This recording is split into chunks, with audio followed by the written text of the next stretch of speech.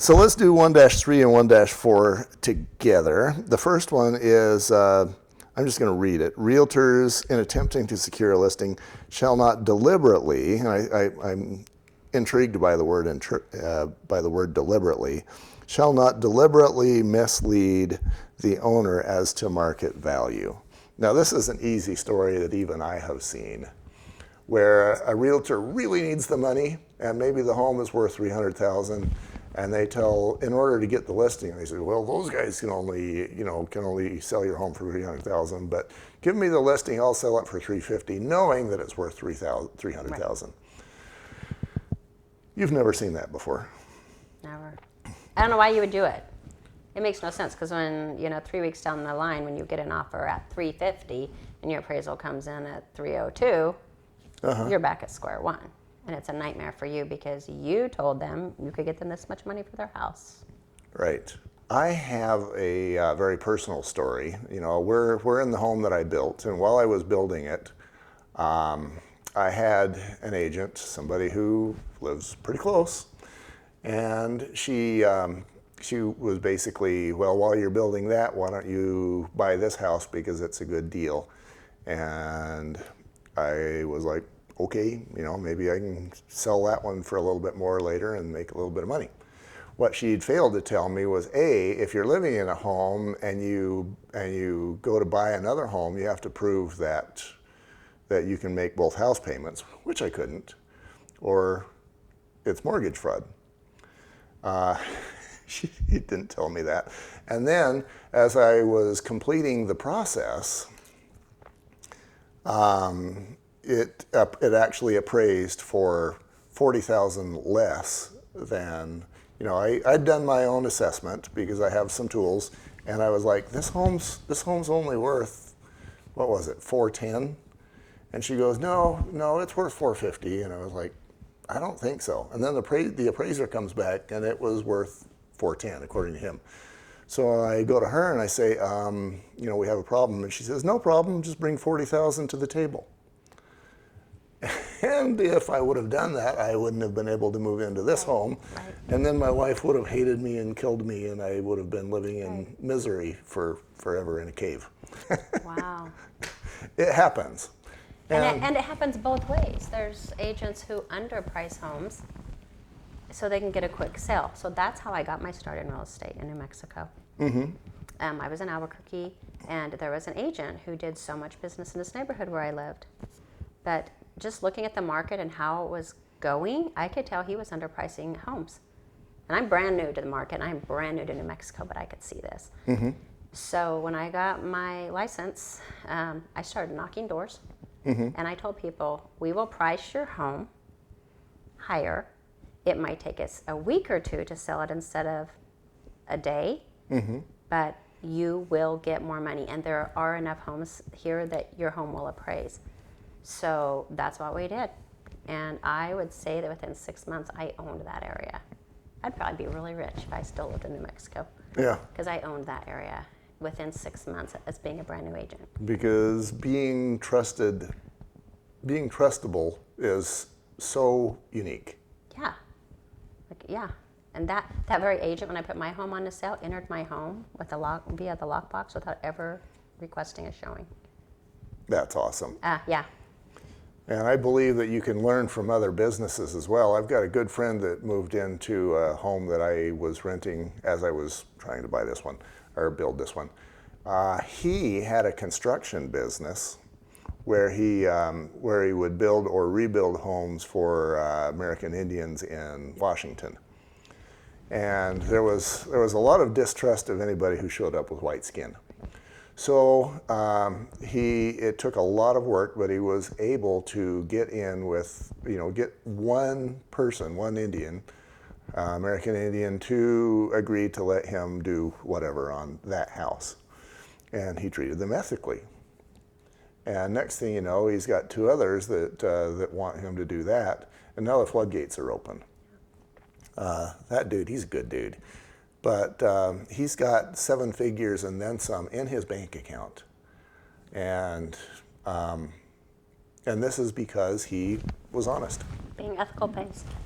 It does. I do have a good example when we get, and it's not in this part, but yeah. Yeah? Okay. So 1-3 and 1-4, I have another story in this category too. My very first home, I bought that in Riverton in 1988. I paid $72,500 for it. And so I lived there for a few years, and and then it goes time to sell. And I found an agent who says, "Yeah, I can sell that. Let's sell it for $80,000." And I'm thinking I thought the market had appreciated a little bit, and it had, and I thought it was worth $120,000. We ended up selling it for $99,900. So you said it goes both ways. Yeah, here was an agent who knew that she could sell it for $80,000 because it was way underpriced. And so, that to me is also, if you would have told me $120,000, that would have been unethical. But telling me that she could sell it for $80,000, probably also unethical. Well, it also begs the question: did they do it deliberately? Mm-hmm. Are they deliberately being unethical, or are they not educated in what's going on in the market? Like, how busy are they? Do they not know what's going on? How much are they keeping up with the market? Mm-hmm. That's another question. That's why people should probably talk to more than one realtor. Yeah. Yeah, and in her case, she thought she was actually the expert for that particular neighborhood, right. Or that's the way she promoted herself. But, there is, you can actually, from my point of view, you can actually be unethical in underpricing. Yes. Okay.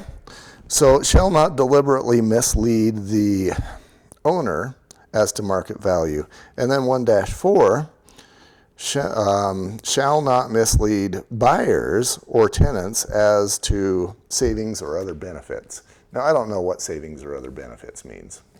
Does that mean, like, maybe you promise them a trip to Hawaii that they're not going to get? I think a big one is that you can say, hey, listen, it's free to use a buyer's agent because the sellers always pay.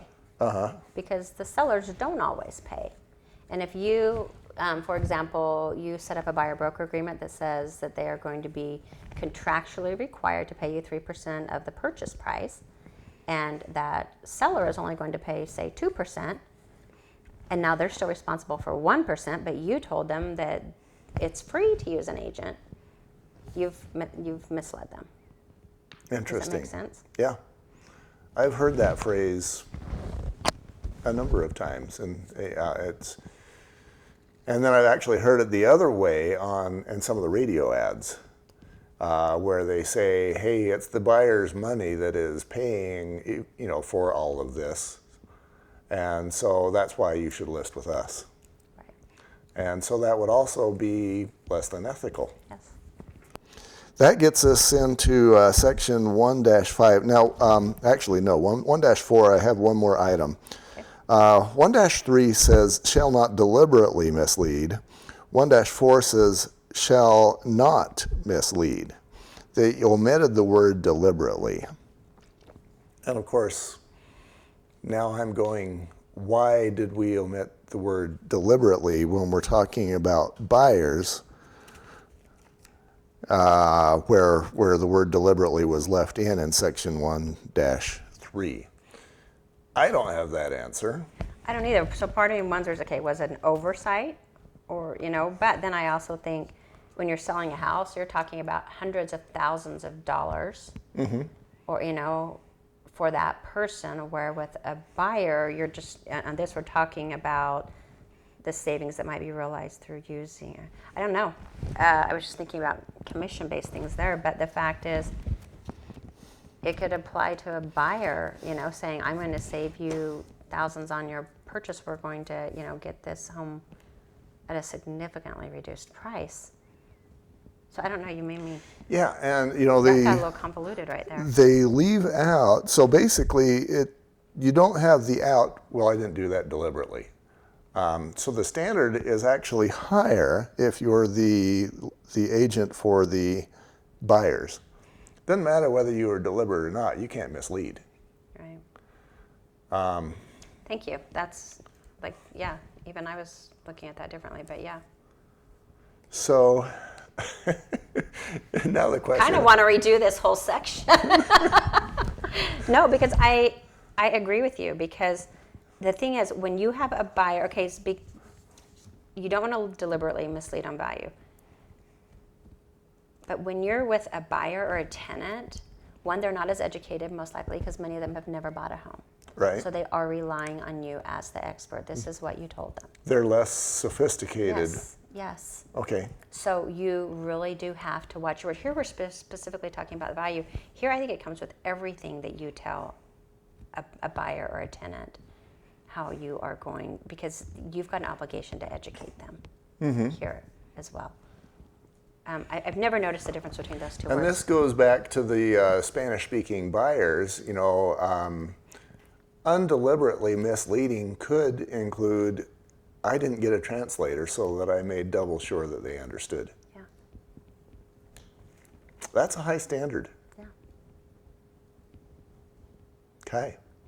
I learned something. You kind of highlighted this right here for me too. That's very interesting. Okay. Well, we'll be back with 1-6.